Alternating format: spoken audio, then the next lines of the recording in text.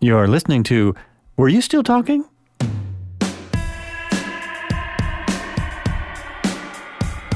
doesn't need to be long.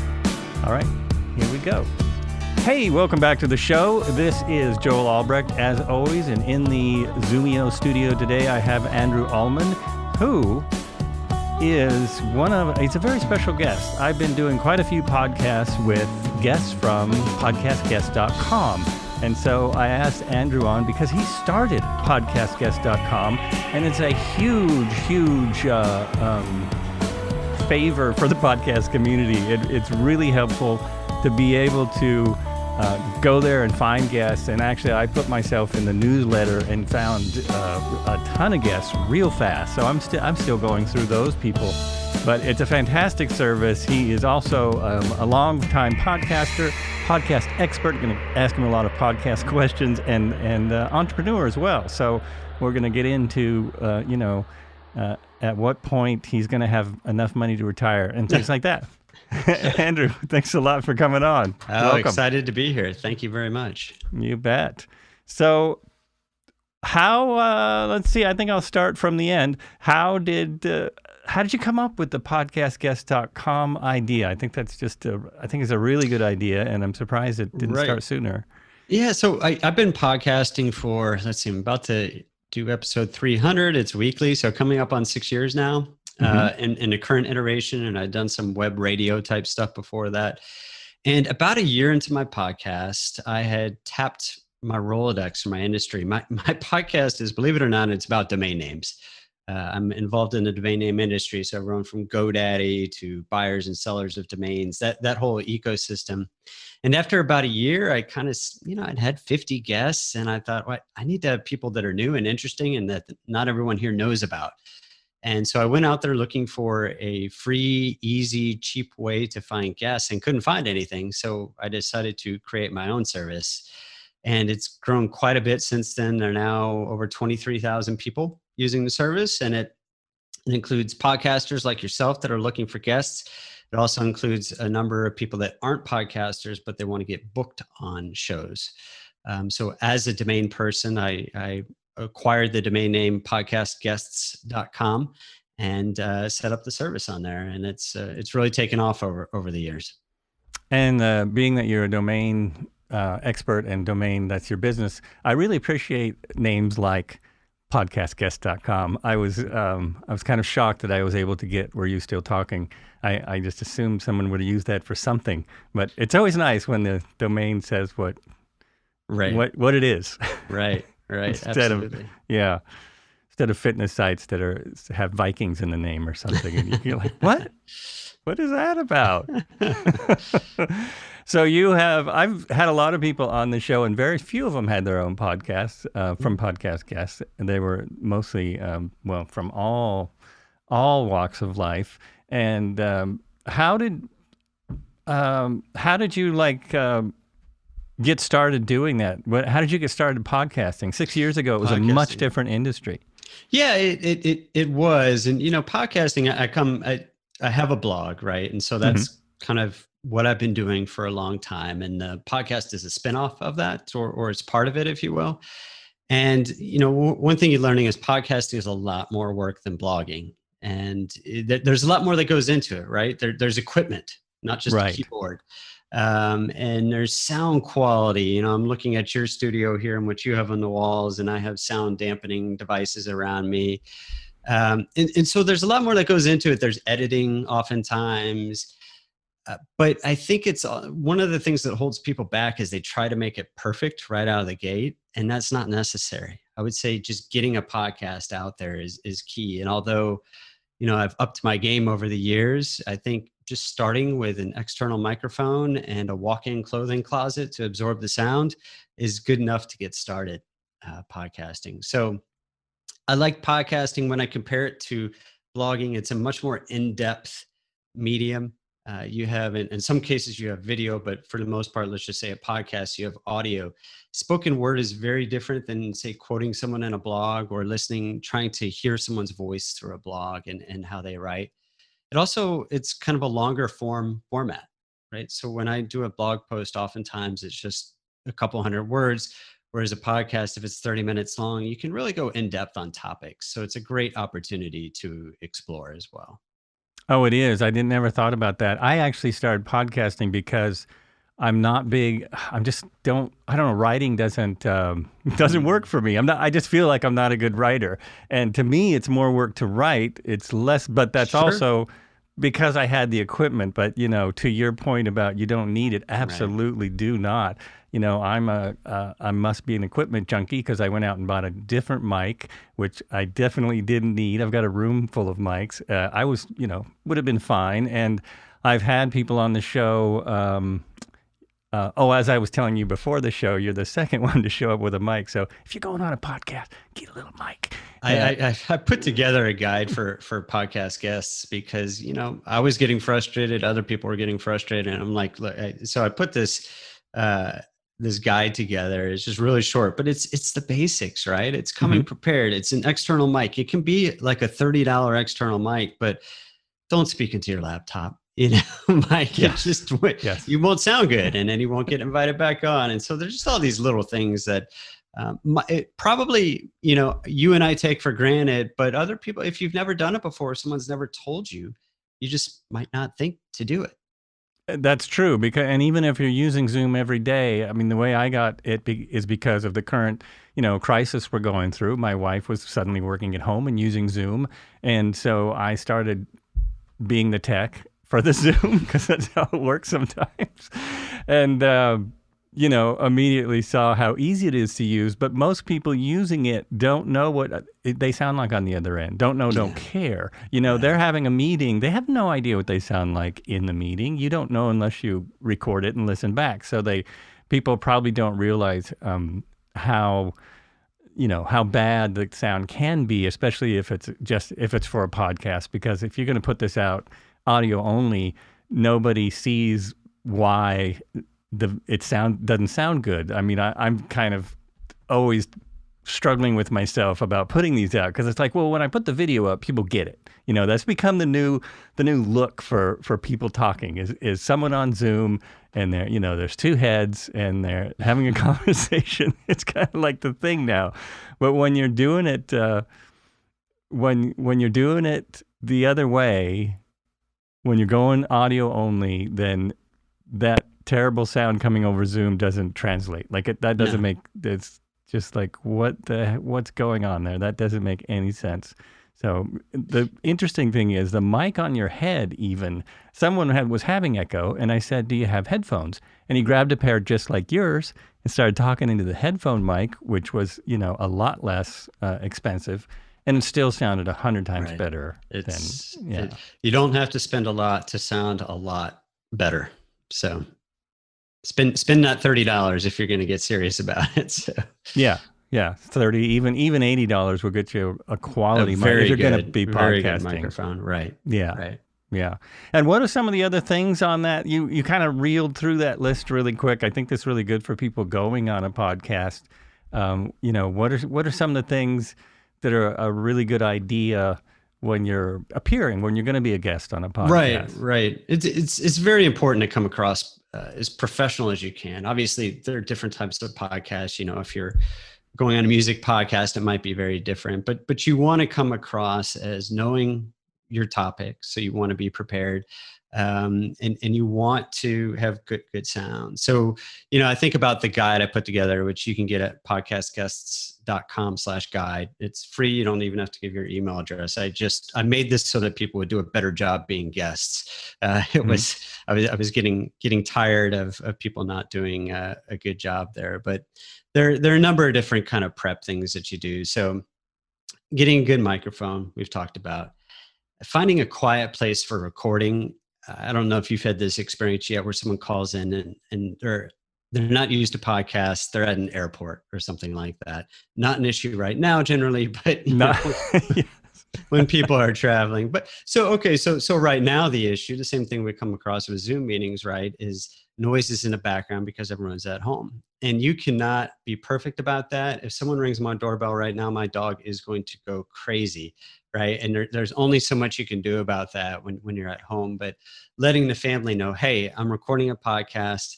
Can you try to keep things quiet? Can you corral the dog if she starts barking? That sort of thing. And then I mentioned earlier, but a clothing closet if you have a walk-in closet, great place to record a podcast. You'll sound like you're in a fantastic studio. I was listening to Mike Birbiglia. He's a great comedian. He has, Broadway show. He's on TV a lot, and his little daughter made a fort for him. He says he just rolled out this new podcast where she made a fort with, all these clothes and sheets and stuff where he records his podcast. And it sounds great. You'd have no idea that he didn't have a professional studio. Another thing I'd say is understand what the setup's going to be. So one thing I always ask, which is becoming more common now, is will we have video and will that be recorded? So right now we're on Zoom and there's video, and, you might want to dress up if you're going to be on TV. And so I'm actually wearing a t-shirt, but I don't quite have my setup quite right here, but I've got nice podcast guest shirt on. So, yeah, just thinking about how you will look in that situation, but making sure you also have the right technology for it. People use a lot of different systems. Will be Skype, will be Zoom. Ideally, you can also listen to one or two of that person's podcasts, or at least part of it, before you go on. If you do a lot of podcasts, this is one area that even I kind of cut, I'll go listen to 5 minutes or so just to understand kind of the interview style. But if nothing else, you ask the podcaster, what should I be prepared for? So some podcasters have a set of 5 questions that they want to throw at you in a speed round, and they want you to know what they are. So you need to ask. And some people are trying to get different things out of it. Even interviewing someone like me who can talk a lot about podcasting and being a podcast guest, I always try to figure out, is the angle here how to be a podcaster? Is it how to be a guest? Is it how to grow your show? That sort of thing. So I usually try to figure that out before going on. And it's good to kind of have, if you haven't done a lot of them and talked about the topic, kind of an outline that at least you have that you can go off of. So that you hit your talking points, right? The key elements that you want to get across in your podcast. And then, be on time, show up. That's a good one. That's also I was feeling bad. I was talking before we came on. Fortunately, we're both a couple minutes tardy today, so it was good. But, you'd be amazed how many times you book a podcast and the person doesn't show up, and then that gets around, right? People are not going to invite you back on if you waste their time. And I know for me, I schedule my day around podcast recordings because my wife and I share a studio, and we put it on a calendar together. And if I have to come in and record and the person doesn't show up and they want to reschedule, it's very frustrating. Yes, it's frustrating. So, from a preparation standpoint, I'd say those are kind of some of the big things that I recommend. The nice thing about podcasts and being a guest on them is it can be lower stakes than other media. So certainly radio, which is also audio, but it's live, that's, if I really screw up here, you can go in and edit it, right? Right. Whereas on radio, you can't do that. Television speaking, I think it's a good way to become a better speaker and to learn as you go with what can be lower stakes. A lot of podcasts are long tail with small audience sizes. And then as you get better and as you improve, you can go on bigger and better podcasts, and you'll feel more comfortable doing live speaking engagements when those come back, and live radio and television as well. Yeah, that's a really good point. People probably forget that every podcast isn't the Joe Rogan Show and isn't viewed by 4 million There's people. There's only one Joe Rogan. There's only one, and literally, that's it. That's the big podcast. The median number. Oh, I'm sorry. Go ahead, Joel. I was going to say, even people going on there, they're not reaching the kind of audience that going on the Today Show does. Right. That's the biggest podcasts out there. You're still not hitting an audience like, a network news show or something. But your point of it's a good place to get used to talking to an audience is a really good one, because I'll admit my podcast is not huge, and it's not going to like make or break a career to come on here and talk. So, but you're right. Yeah. But I mean, the median number of podcast downloads on shows across the universe is fewer than 200 per episode. So, it's not a massive audience, but it can be very targeted. And that's why I think people, when they think about, picture yourself sitting in front of an audience of a couple hundred people, you usually take someone up on an opportunity to do that. And that's what a podcast can be. Sometimes a lot more, sometimes a lot fewer. But also tell people not to focus too much on the size of the audience of the podcast you're going on. Think about more the target, like who are you speaking to? Are they going to be interested in what you're talking about? I'd rather speak to a targeted audience of a couple hundred people than a broad audience of 10,000 that aren't going to care what I have to talk about. That's another really good point. Yeah. Unfortunately, I have a broad audience, and that's just the way my podcast is. It's narrowing down slowly, but having experts on about just about anything. But it is partly about podcasting. And there was another point that I wanted to speak to, but now I forgot what it was. Let's see, what was it? Nope, it's not coming to me. We can come back to it. We'll come back to it. It'll pop in and it'll be like, wait, let's talk about this. It will. It'll come along. But all those things are really make sense to me. I think it was about, and also it's very encouraging to myself and probably a lot of people out there that the medium audience is 200. That's a pretty attainable figure, at least in my mind. That's, I look at my numbers and go, okay, I'm not that far off of that. And I think it's good for people to know that don't get discouraged if if you don't have huge numbers. I've talked to a lot of people who have had podcasts for longer than I have, and they're still small, even though they're extremely interesting podcasts. I mean, I talked to one data expert that he's about data visualization, and I thought it was just an amazing subject. And I figured, well, that kind of podcast, because it's so targeted, would have a lot of listeners, but he said he quit looking at his data. It's funny. I mean, my podcast is about domain names, and until this year, something has really clicked on it. But it's still like 2,000 downloads is a great episode for me, because there are only so many people that are interested in listening to a half an hour about domain names. And so, with a broad audience, you can eventually capture more people. But again, and this is something on the guest side too. When you're pitching yourself as an expert, you don't want to come in and say, "Oh, I'm a business expert," right? There are millions of business experts. What does that mean? What can you talk to me about? And so I always tell people to really home in on what it is. Find your own niche. Be a big fish in a small pond, and the go-to person for your topic, rather than just another business coach, just another leadership expert. Because there's so many of them out there, and making a name for yourself in that is very, very difficult. That is a really, really good point, because I tend to skip by people that say, I'm a coach. Life coach is a big one for me. That's like, you're a life coach. Isn't everybody? I mean, we're having a life. We everyone's dad was a life coach. So I get that. I think that's very important to note. So if you are using that example, if you are a life coach, be more specific. I'm a life coach that works with people in their 40s who have hit a wall, and and they want to change careers. Okay. Right. So that's that's more specific. And you can even go more specific than that, but that's much better, because if I'm looking through for experts and I'm in my 40s and I feel like I've hit a wall, and a lot of my audience has too, that resonates, as opposed to if I'm going through and I see, a life coach. Okay. Again, dime a dozen, they're all over the place. So I think being more specific is the way to go on that. And that's how I have a lot of people come to me and they say, I'm not getting booked on a lot of interviews, help me craft a better one sheet, a better pitch sheet for myself. And that's the number one thing I say is, you're too broad.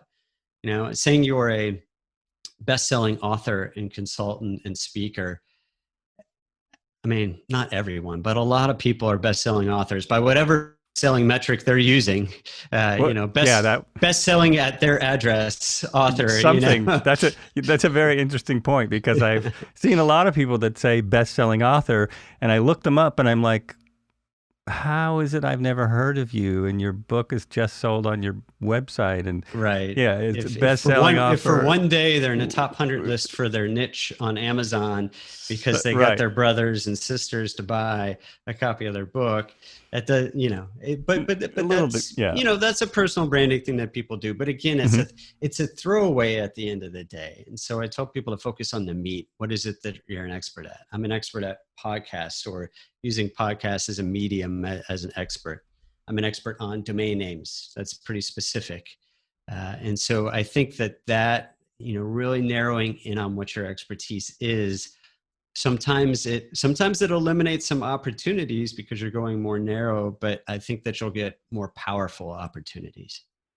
And another point, the point I was trying to remember a minute ago, is listening to a podcast. I think that's a really good, I listen to people when I'm inviting them on. The first thing I do is I go try and find a podcast they were on. Well, what do they sound like? And, Bingo. Helpful if they can make complete sentences. It's not always important, but it's helpful. And, things like that. And I always wonder when people pop in and I can pretty much tell they've never heard the podcast before. They have which would be scary to me. I'm like, what do you think? What are you getting into here? I think that's a really good point, at least to know, like you said, it only takes a couple minutes. I don't listen to an hour podcast usually, unless it is really interesting. Right. But, I think that's a good point. But and that gets back to the, having a good technical setup, or a reasonable technical setup, right? If you go, like I always have people that have a profile on podcastguests.com, they list previous podcast experiences they've had. And, if you go in there and you listen and it sounds like they're talking into a tin can, you're probably not going to invite them on your show. It's true. It's unfortunately, that's true. I mean, that is, podcasting is a listening medium. I mean, this is not a visual medium. It doesn't matter how good looking you are. And also, that's good for some of us, right? I also noticed on the site, just for if anyone's listening to this who is using the site, a lot of the links don't work. A lot of the podcast links, either they're not links, and if they should be a link, absolutely, or they're gone. So and you need to check that, because if someone drops their podcast, it happened. What is that? That is one of the realities of podcasts is a lot of people stop podcasting, and it's because they learn that it's a lot more work than they thought it would be. In fact, when we featured you in my newsletter, before I do that, someone has to have at least 10 episodes published, because I want to know that they're not 3 and done, right? Or 4 and done, which is very find out it's a yes, I've been on as well. Yeah, that really makes sense. We're having some internet issues there, so I hope that doesn't show up in the recording. It may not. Sometimes you'll just see it here. But you're still there, so that's the important thing. And that's interesting to hear that you have to, at least that really makes sense, because why do you want to put it in the newsletter if they're not even going to be there by the time the newsletter comes out? Right. And that newsletter, I did want to thank you. I don't think I've thanked you yet. That newsletter literally saved the podcast in a way, because I was having a pretty hard time. Things are really intense, still are, but I just kind of stopped doing it for a month when this COVID first started happening. And I just couldn't get the energy to do it. And, when I got the amount of all those responses, then I felt a little responsibility. Then it would, it kicked me back into gear. And it was so many people that even though at least one of them was fake, but that's another story. That's an off-air story. How many responses did you get? I'm over 60 now. Okay. Over 60. And so that's, for a weekly podcast, that's a lot of podcasts. And you won't have all the people on, right? And, no. It's set up so that they have to pitch you. And some people do a better job pitching you than others. And so, but hopefully you get a good, 15, 20 or so out of that, maybe more podcast interviews. Yeah, I thought if I could get 15 or 20, if I can get a couple months worth, which is what's happening, That's why, unfortunately, it was like it was weeks before I could get you on, and I was, I was kind of bummed. Hey, that's a good problem to have. That's a good problem it is. That's a good problem to have. And the other thing is, when you're pitching someone, if you go on podcast.com, you want to pitch to a podcast, give them a pitch. Don't give them a sentence. I got a lot of one sentences, and those, I don't think I've had any of those on. 2 or 3 sentences can sound interesting enough, depending on what those sentences are. I've walked around the world. Okay, yeah, I'd like to talk to you. That's very interesting. Yeah. But the ones that said, I listened to your show. Now that got me some, that gets my attention. That's a good way to start your pitch. I listened to your show and they show you that they actually listen, because they're like, oh, I like this topic and that sort of thing. And that's what I tell people, just when you're pitching, make it customized, make it, personalized, because they're trying to get on your show. You received over 60 responses. If you just say, hey, I'm a cool guy, have me on your show, it's just not going to work, that you're going to get passed over. So, take a few minutes, create a customized pitch whenever you want to be on a podcast. Yeah, I think that is really good advice. There was another thing on the tip of my tongue. But yeah, listen to your show. I saw this, or I heard you say this. That means they listen to at least that first 5 minutes. And sure, which is something. That's more than any other people did. Exactly. It's definitely good.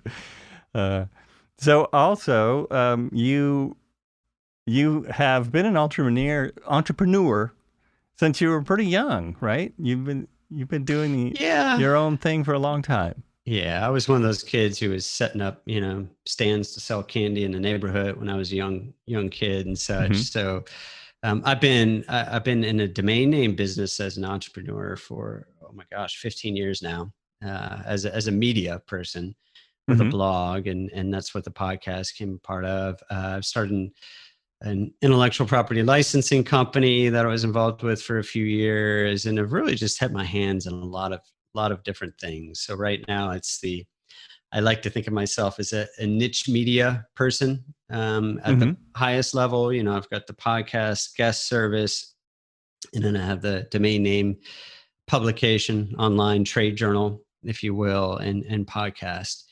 And so, to me, it's one of those career choices. I went to a good undergraduate school, graduated top of my class, went and did a regular job. I would say 9 to 5, but it's more like an 8 a.m. to midnight kind of, burn yourself out kind of job. And then I went to a Fortune 500 for a while, and it just my life felt so unproductive, especially doing the Fortune 500 type stuff. And so I haven't looked back really.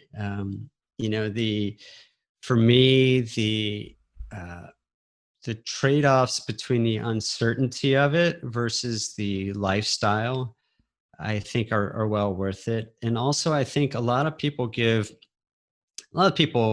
I know who are really gung-ho, work really hard. Some of my best friends. But I think a lot of people look at a lifestyle business as a bad word, as opposed to, growing something out crazy and selling it for tens of millions or hundreds of millions of dollars. I've come to realize now that lifestyle businesses, there's nothing wrong with having a lifestyle business that generates lots of money each year. It might not be something you're ever able to sell, but it's still a good business, and you're not working 50, 60 hours a week, that sort of thing. I think a lot of the messaging out there online is all about working like crazy. But maybe it's just the point I am in my life, but you can reevaluate that and think about what's important to you. I think that's a really good message. I think, I don't know if this is more so in America than other places, but it seems like this country is really about being a workaholic, that's what you need to be successful. They look at a lot of the celebrities, whether it be television, movie, people in politics, they work a lot. They work insane hours and rarely sleep. And that's kind of become, like something you should strive for. And I've always thought that's not necessarily a good thing to strive for. If you're a type A personality and that's what makes you happy, sure, do it. Do that. Do as much as If it you truly possibly makes can. you happy, if it truly makes you happy. It's not you hiding from other Exactly. things. If it's not you trying to get away from your family because this is your option, or substituting work for alcohol or whatever it is, right. then that's not necessarily a healthy thing. So, and I know that America as a whole is kind of sleep deprived. So I think that work is something we kind of need to look at. Well, we sure are now. Yeah, everyone's reevaluating everything right now. The idea of going into a physical office for a lot of people now, they're like, why were we doing that? Why did I commute to work every day? That doesn't make sense. So. Right. And my wife's about to retire, so it's really bizarre. Yeah. So her last 3 months is working at home. Is working from home. And it's made, she's more productive because there's no distractions. It's a light. Yeah, it's completely different. I talked to so many people that felt like they could never work from home because it'd be hard. Now they're like, I get twice as much done. Yeah. You're not sitting there gossiping at the water cooler. You're not having unnecessary meetings. There's so much waste in what you do in a day that it's really a game changer. And it took this to force people to think about that and to realize that. Yeah. Yeah, if there is a silver lining, and I'm not sure there is, but let's try to find them. We need to try. We need them. But that is definitely one of them. Is everyone gets to and I heard someone else say this. Everyone gets to stop and take a breath, which is an odd thing to say with this particular disease. But everyone is able to, just don't take that breath around someone. Just take it with a mask on. Yeah. But everyone is reevaluating, and if it's interesting because I have a hard time working at home because I'm not a type A personality, and the type of job I've chosen, it's all me. Like there's no one really pushing me to do a podcast. So, but the other side of that is it's a lot of fun. It is very fulfilling. It's amazing talking to all these different experts and being able to talk to people I never would have talked to before who've done all types of amazing and done and doing all types of amazing things. So, but I just mean the work at home aspect. I understand where people are hesitant to do that, but it is especially if you're working a regular day job. There's a lot of you are already in that schedule, so you just keep doing it. If you're a writer, it's a little harder. Like some of the most successful writers, write at exactly certain hours per day, and that's a good way to do it. But yeah, scheduling helps if you're working home. I find that schedule make some time. It's true, right? True. Yeah.